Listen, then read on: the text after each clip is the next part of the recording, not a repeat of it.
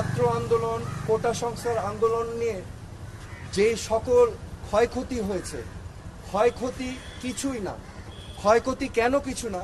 এই ক্ষয়ক্ষতি যে সম্পদের ধ্বংস হয়েছে সেগুলো তো জনগণের ট্যাক্স দিয়েই করা হয়েছে। এগুলো জনগণের সম্পদ, এগুলো হয়তো ভবিষ্যতে আমরাই আবার গড়ে নিব।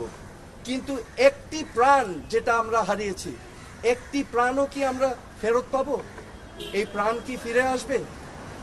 আমাদের মনে রাখতে হবে মুখ্য জিনিসটা কি। প্রাণের মূল্য কিন্তু কোটি কোটি কোটি কোটি কোটি টাকার থেকেও অনেক বেশি, তা অমূল্য। ছাত্র আন্দোলন, কোটা সংস্কার আন্দোলন নিয়ে যে সকল ক্ষয়ক্ষতি হয়েছে, ক্ষয়ক্ষতি কিছুই না। ক্ষয়ক্ষতি কেন কিছু না? এই ক্ষয়ক্ষতি যে সম্পদের ধ্বংস হয়েছে সেগুলো তো জনগণের ট্যাক্স দিয়েই করা হয়েছে। এগুলো জনগণের